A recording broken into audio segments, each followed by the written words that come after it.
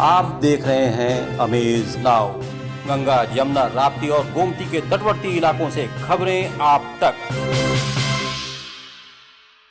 एक बार फिर देश की फिजाओं में गूंज उठी है देश विरोधी सुरों की आवाज। और चौंकाने वाली बात यह है कि इस बार इस सुर में सुर मिलाते नजर आ रहे हैं कुछ कथित साहित्यकार, कलाकार और बॉलीवुड के किंग शाहरुख खान। सवाल उठता है, क्या ये विरोध सिर्फ एक पार्टी का है या अब ये सीधे सीधे भारत के अस्तित्व और सम्मान पर वार है?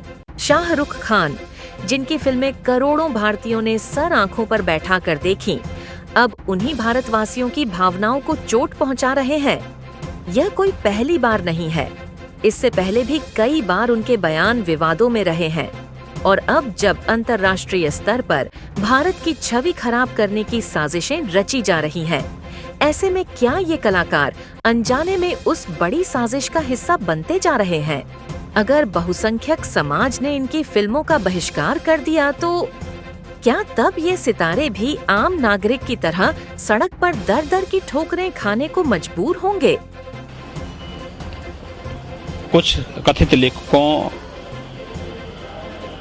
और कलाकारों ने जिस प्रकार से अब भारत विरोधी स्वर ही, यानी अब भाजपा का नहीं बल्कि भारत विरोधी स्वर ही उठाना शुरू किया है, दुर्भाग्य से उस स्वर के साथ शाहरुख खान जैसे लोगों के भी स्वर मिले हैं।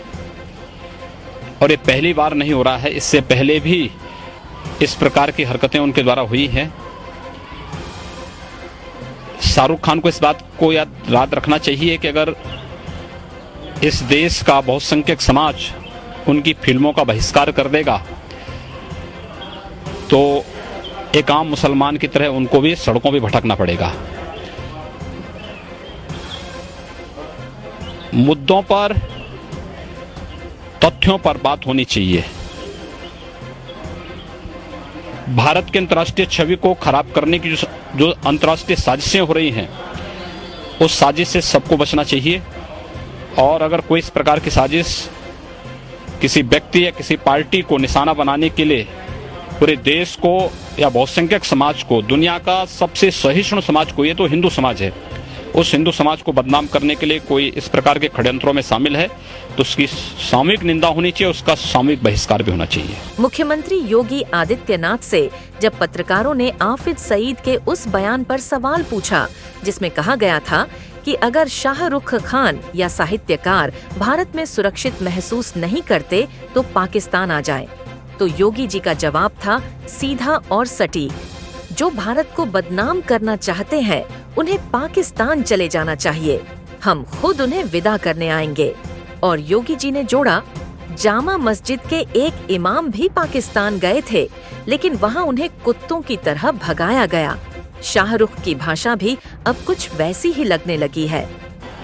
हम भी इसका स्वागत करेंगे कि ये लोग जाएं, कम से कम भारत को बदनाम करने वाले लोग अपनी वास्तविकता और अपनी औकात को भी समझेंगे। एक बार जामा मस्जिद के इमाम ने पाकिस्तान जाकर के देखा था जब कुत्तों की तरह उसको दुत्कारा गया था वहां से, तो उसी प्रकार से यही हाल इनको भी होंगे। आतंकी ऐसा कह रहा है? मैं कह रहा हूँ ना, चाहे ये लोग आतंकी भाषा ही यहाँ बोल रहे हैं। मुझे लगता है शाहरुख खान की भाषा में और हाफिज सईद की भाषा में कोई अंतर नहीं। बड़ा सवाल यह है, क्या यह कला की आजादी है या भारत विरोध की सुनियोजित चाल?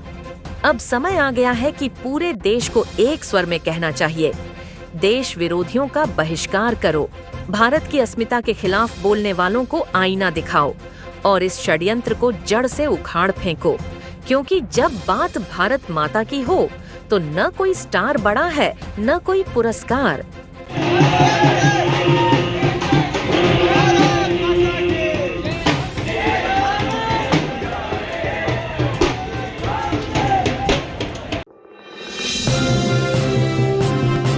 आप देख रहे हैं अमेज नाउ। गंगा, यमुना, राप्ती और गोमती के तटवर्ती इलाकों से खबरें आप तक।